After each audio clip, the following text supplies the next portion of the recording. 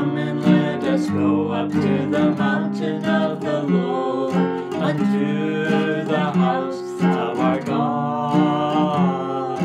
Come and let us go up to the mountain of the Lord, unto the house of our God. And He will teach us of His ways, and we will walk in His paths. For the law shall go forth from Zion, and the word of the Lord from Jerusalem. Hello. Halo, Our study today is on worship. pelajaran kita hari ini adalah mengenai penyembahan. And we know that all people have one desire in their heart, and that is to worship. Ada satu hal yang kita ketahui bersama, bahwa setiap manusia di muka bumi ini punya satu kerinduan di hati mereka, yaitu untuk menyembah. And God put that desire into man. Tuhan sendirilah yang menaruhkan kerinduan ini untuk menyembah di dalam hati setiap manusia. Because God wanted man to worship Him. Karena Tuhan ingin setiap manusia yang adalah ciptaannya menyembah Dia, Sang Pencipta. But He did not want man to be like the angels. Tetapi Tuhan tidak menginginkan manusia untuk jadi sama seperti malaikat-malaikat.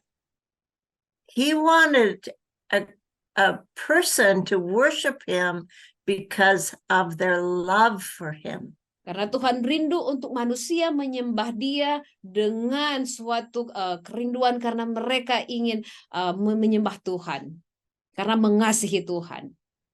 So true worship comes from a relationship with Jesus Christ. Jadi penyembahan sejati itu datang dari suatu relasi, ya saudara, suatu hubungan intim antara manusia dengan Tuhannya. John 4:24 tells us, they that worship the Father must worship Him in spirit and in truth. Yohanes 4:24 berkata, mereka yang menyembah Tuhan harus menyembah Dia di dalam roh dan kebenaran. And that is why we must worship according to the word of God and by the Spirit of God. Itulah sebabnya mengapa kita perlu menyembah berdasarkan firman Tuhan dan oleh roh Tuhan. Today we're going to look at the meaning of the word worship. Hari ini mari kita lihat arti dari kata menyembah. It means to adore. Artinya adalah memuja. Or give one's heart to. Atau memberikan hati kita kepada sesuatu atau seseorang. Or give full surrender. Atau menyerahkan diri sepenuhnya. It also means to pay homage to God by lying prostrate on the floor. Dan juga kata menyembah ini berarti kita memberi penghormatan kepada Tuhan dengan kita sujud menyembah sampai ke tanah. Or reverence. Atau suatu bentuk penghormatan. Or to stoop. Atau untuk dengan cara kita membungkuk. Or to bow. Atau dengan cara kita menunduk. Or to fall down. Atau jatuh tersungkur. We're going to look at some of Abraham's experiences in worship.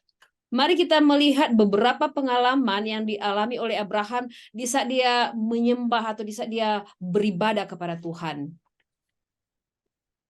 In Genesis 22, we read about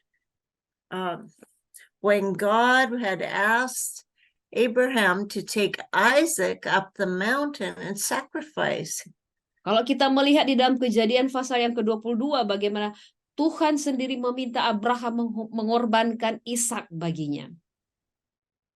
God was testing Abraham's love to himself. Allah sementara menguji berapa besarnya kasih Abraham kepada Tuhan. And Abraham succeeded in that test. Dan Abraham lulus dalam tes ini. I'm not going to tell you the whole story. Saya tidak akan membicarakan seluruh kisah ini. I want you to read that story and find out what happened for yourself. Saudara, silahkan Anda baca sendiri dalam Alkitab dan memahami sendiri ya dalam Alkitab mengenai kisah ini. But in verse 5 it says, Tetapi di dalam ayat yang kelima dari Kejadian pasal 22 di situ dikatakan, kata Abraham kepada kedua bujangnya itu, tinggallah kamu di sini dengan keledai ini. Aku beserta anak ini akan pergi ke sana. Kami akan sembahyang, dalam bahasa Inggrisnya kami akan beribadah, kami akan menyembah. Sesudah itu kami kembali kepadamu. even though God had asked Abraham to sacrifice his son, Sekalipun Tuhan meminta kepada Abraham untuk mengorbankan anaknya.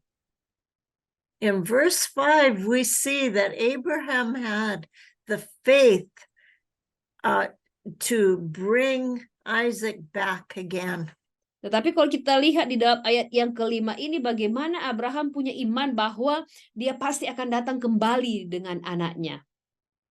So the word worship here means full surrender.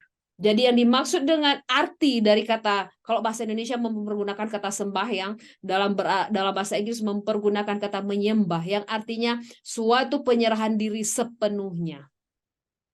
And that's what God asks of us too. Dan hal yang sama juga yang Tuhan minta ya dari kita, saudara. He wants us fully surrendered to his will. Tuhan ingin supaya kita berserah penuh sepenuh-penuhnya, saudaraku, kepada kehendaknya. And that is worship. Dan itu yang dimaksud dengan menyembah. In Exodus 18:2, we see another instance where Abraham worshiped. Dan kalau kita lihat di dalam Kejadian 18 ayat 2, di situ ada juga suatu pengalaman atau peristiwa bagaimana Abraham menyembah Tuhan. Demikian firman Tuhan. Ketika ia mengangkat mukanya, ia melihat 3 orang berdiri di depannya. Sesudah dilihatnya mereka, ia berlari dari pintu kemahnya, menyongsong mereka, lalu sujudlah ia sampai ke tanah. These 3 men were angels and maybe Jesus himself. 3 orang yang dimaksud di dalam ayat ini adalah malaikat-malaikat, tetapi kemungkinan ada juga Yesus di situ. Abraham knew that this was God. Abraham tahu mereka bahwa yang mengunjunginya ini adalah Tuhan sendiri. And his response was bowing himself to the ground. Dan respon Abraham adalah Abraham sujud menyembah sampai ke tanah. There's another time when Abraham's steward had to go find Isaac a wife. Ada juga kisah bagaimana pelayan dari Abraham dia ditugaskan untuk mencarikan istri bagi Ishak. First, let us read Genesis 24, 1 and 2. Pertama-tama mari kita lihat dan mari kita baca Kejadian 24 ayat 1 dan 2. Demikian firman Tuhan. Adapun Abraham telah tua dan lanjut umurnya, serta diberkati Tuhan dalam segala hal.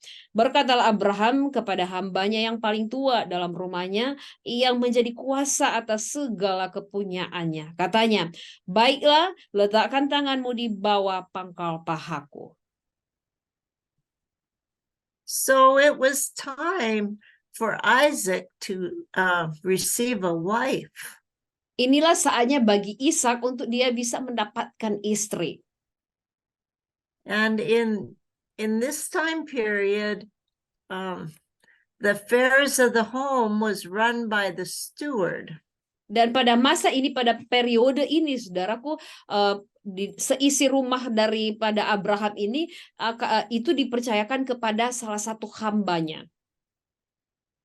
Yes, and he was the one that carried out the desires of his master. Nah, hambanya ini, hamba Abraham ini dialah yang harus menjalankan atau harus mewujud nyatakan keinginan dari tuannya. So Abraham was sending his servant back to his people to find a wife. Abraham mengutus hambanya ini ya, pengurus rumah tangganya ini untuk kembali ke kampung halaman Abraham untuk bisa mencarikan istri dari sana untuk anaknya. Okay, let's read Genesis 24:48. Kita lihat firman Tuhan di dalam Kejadian 24 ayat yang ke-48. Kemudian berlututlah aku dan sujud menyembah Tuhan serta memuji Tuhan Allah Tuanku Abraham yang telah menuntun aku di jalan yang benar untuk mengambil anak perempuan saudara tuanku ini bagi anaknya. So there's two phrases here that describe worship. Di sini ada dua frase yang menggambarkan penyembahan. First of all, the servant bowed down his head. Yang pertama, berlututlah si hambanya ini. And worshipped the Lord. Dan sujud menyembah Tuhan. So he was giving thanks to God for leading him to the right place and the right home and the right wife. Di sini bagaimana hamba Abraham ini mengucap syukur kepada Tuhan yang menuntunnya di jalan yang benar, yang menuntunnya untuk bisa menuju ke tempat yang tepat dan bertemu dengan orang yang tepat. Dalam hal ini istri untuk anak daripada tuannya. This was a very important mission. Ini adalah satu misi yang sangat penting. Because this involved the progeny of Abraham. Karena ini menyangkut garis keturunan Abraham. And whoever married Isaac would be the one through whom the promised seed would come. Karena siapapun yang nantinya akan menikah dengan Ishak itu akan berhubungan, saudaraku, dengan datangnya Mesias, dengan keturunan, garis keturunan Mesias itu sendiri. There could not be an error made in this instance. Dalam hal ini tidak boleh ada kesalahan sekecil pun. And sometimes in our life, we need that same accuracy. Terkadang saudaraku di dalam kehidupan kita membutuhkan tingkat keakuratan seperti ini. The affairs ahead are very crucial. Apapun yang akan terjadi ke depan adalah sesuatu yang sangat krusial, sangat-sangat penting. We cannot have a mistake. Kita tidak boleh lakukan kesalahan sekecil pun. And this is remedied by worship. Dan semuanya ini ada, saudaraku, ditebus, istilahnya ditebus dalam bentuk penyembahan kita. We bow our heads. Bagaimana kita berlutut atau kita menundukkan kepala kita. We bow our hearts. Kita menundukkan, merendahkan hati kita. And you will see the faithfulness of the Lord to answer. Dan sebagai jawabannya, saudaraku, Anda akan melihat bagaimana Tuhan menjawab di dalam kasih setianya. Let us read verse 52. Mari kita lihat di ayat yang ke-52 dari Kejadian pasal 24. Ketika hamba Abraham itu mendengar perkataan mereka, sujudlah ia sampai ke tanah menyembah Tuhan. It was here that he realized this was the wife that was for Isaac. Di poin inilah bagaimana hamba Abraham ini kemudian menyadari tentang istri yang sudah dipersiapkan untuk Ishak. So you will have to read the whole story to understand it. Saudara, Anda perlu baca keseluruhan kisah ini agar supaya saudara betul-betul bisa memahami keseluruhan kisahnya ya, Kejadian 24. Okay, the next one we're going to read is about the blessing of the firstborn given to Jacob. Selanjutnya mari kita baca dan kita akan pelajari tentang bagaimana berkat anak sulung yang diberikan kepada Yakub. And this Jacob was Isaac's son. Yakub adalah anak Ishak. Okay, let us read Genesis 27:29. Kita baca di dalam Kejadian 27 ayat 29. Bangsa-bangsa akan takut kepadamu dan suku-suku bangsa akan sujud kepadamu. Jadilah tuan atas saudara-saudaramu dan anak-anak ibumu akan sujud kepadamu. Siapa yang mengutuk engkau terkutuklah ia, dan siapa yang memberkati engkau diberkatilah ia. Okay, we go back a little bit here in the history of this. There were two sons, Esau and Jacob. Kita kembali ke belajar sejarah ya. Jadi ada dua anak daripada Ishak, yaitu Esau dan Yakub. Esau was the firstborn. Esau adalah anak sulung yang pertama lahir. Jacob was the secondborn. Dan yang kedua si bungsu adalah Yakub. But these were twins. Dan mereka itu kembar. And Jacob was not the one who was supposed to receive the firstborn blessing. Dan Yakub bukan orang yang seharusnya menerima berkat anak sulung. But Jacob was a supplanter. Tetapi Yakub ini dia itu istilahnya penipu. And his mother helped him. Dan dalam tindakan menipu ini ia dibantu oleh ibunya. They deceived Isaac, and Isaac gave the blessing to Jacob rather than Esau. Yakub dan ibunya mereka menipu Ishak sehingga yang menerima berkat anak sulung bukannya Esau tetapi Yakub. That was a wicked act, wasn't it? Bukankah hal itu adalah suatu tindakan yang tidak benar, yang fasik? And yet we can understand that it was God's purpose to give Jacob the blessing. Tetapi selanjutnya kita bisa memahami bagaimana memang adalah tujuan daripada Tuhan sendiri untuk memberikan berkat anak sulung kepada Yakub. Because the scripture says, Jacob have I loved and Esau have I hated. Karena Alkitab sendiri berkata bahwa aku mengasihi Yakub tetapi aku membenci Esau. God had chosen Jacob to be in the line of the forefathers. Bagaimana Allah sendirilah yang telah memilih Yakub untuk menjadi garis keturunan dari para bapak-bapak leluhur.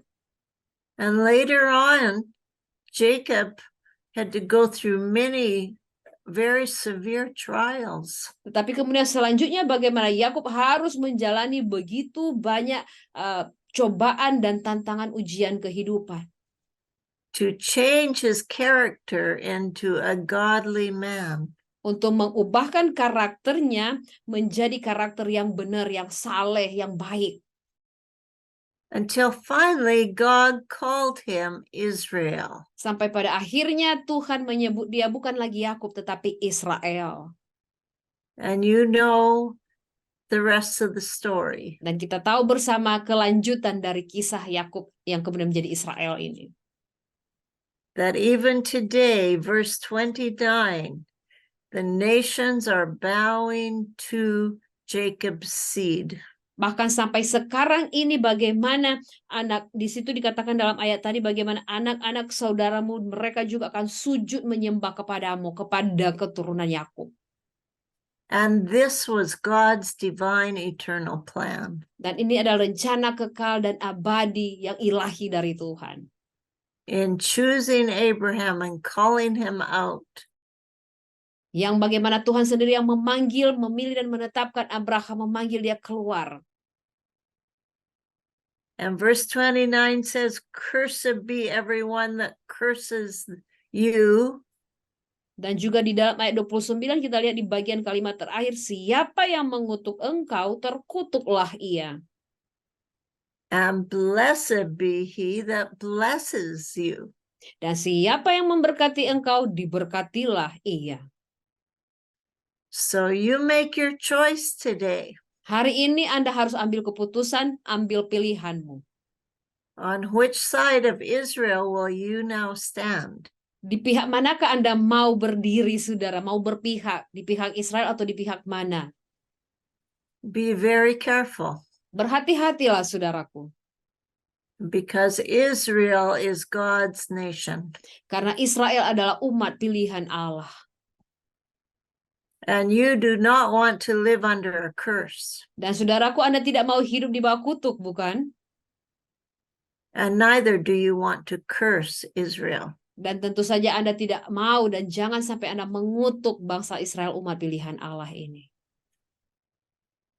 Oh, we move on to the life of Joseph. Mari kita lanjut dengan melihat kehidupan Yusuf.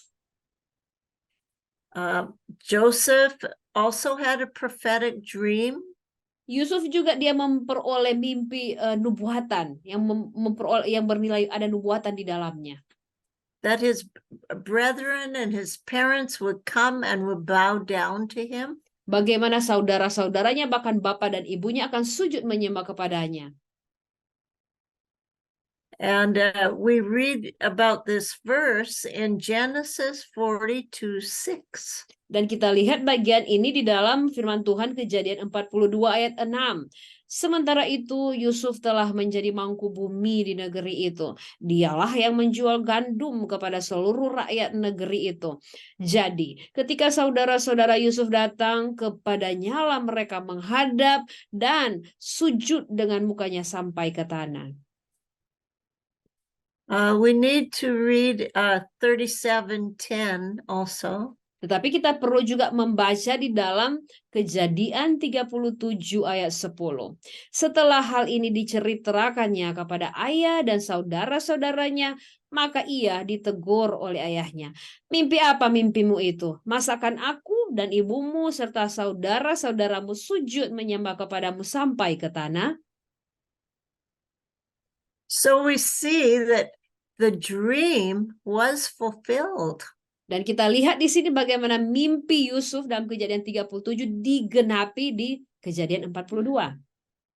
Again, you will have to read chapters 37 through 42 to get the whole story of Joseph. Sekali lagi saudara, Anda perlu baca dari Kejadian pasal 37 sampai pasal yang ke-42 untuk memahami kisah hidup Yusuf. But when that word first came to Joseph, it seemed like Joseph was being very arrogant. Tetapi ketika mimpi itu pertama kali datang kepada Yusuf, Yusuf itu kelihatannya seolah-olah dia menjadi sombong. And his brothers did not like him telling them that they were going to bow down and worship Joseph. Dan saudara-saudara Yusuf mereka tidak suka ketika mereka diceritakan tentang mimpi ini. Wah, kami akan menyembah kau. Mereka tidak suka. But it was a true dream. Tetapi mimpi ini adalah benar adanya. Because Joseph had a very different path ahead of him. Karena untuk Yusuf ini ada suatu jalan yang sangat-sangat berbeda, jalan hidup yang sangat-sangat berbeda. He had to go through many trials. Yusuf harus menjalani begitu banyak penderitaan hidup. And in those trials, his character was shaped and formed. Dan di dalam setiap penderitaan, ujian, kesulitan hidup yang harus dilaluinya, karakternya dibentuk. And finally, God brought him into Egypt and he became Pharaoh's right-hand man. Dan pada akhirnya Tuhan menuntun Yusuf sampai ke Mesir dan dia menjadi orang kedua terpenting ya sesudah Firaun di Mesir. And Joseph became the savior of that known world.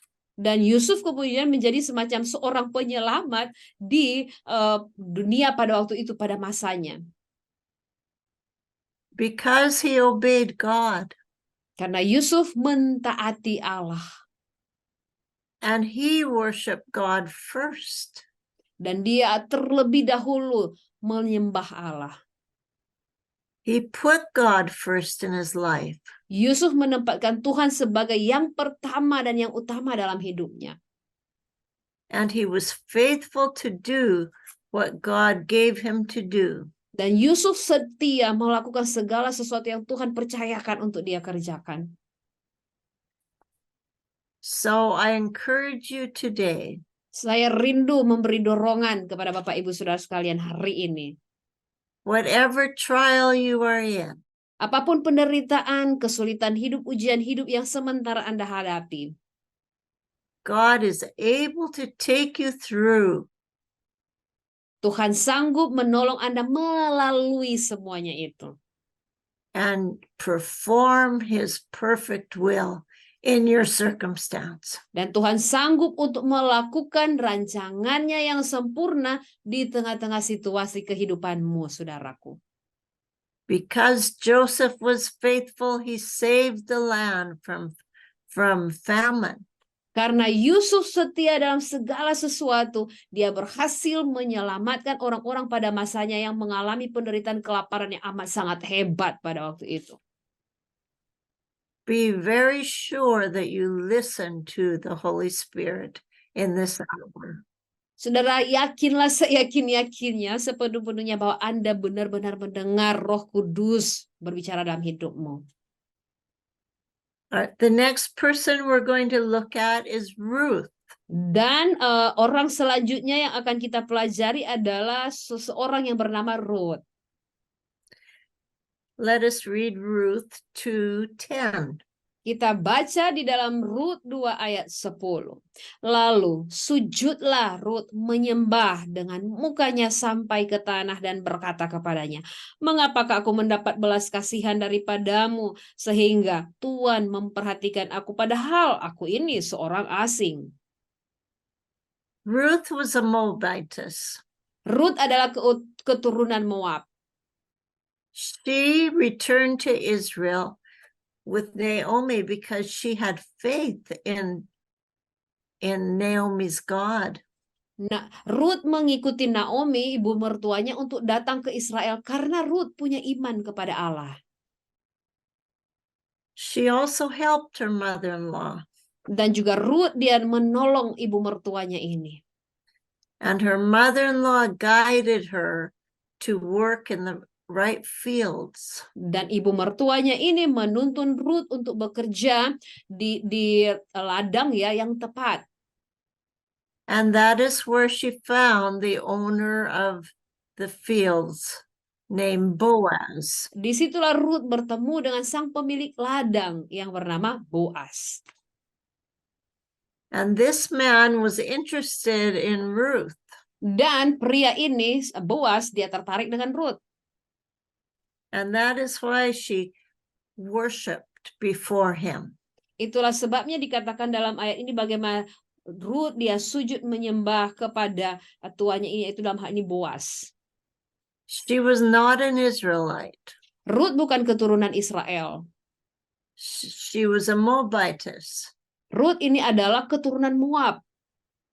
But because her heart was towards Jehovah God, she had favor in the eyes of Boaz. Tetapi karena Rut memiliki hati yang ia tujukan hanya kepada Yehova, Allah Yehova, itulah sebabnya mengapa Boaz tertarik dan berkenan ya dengan kehidupan dari si Rut ini.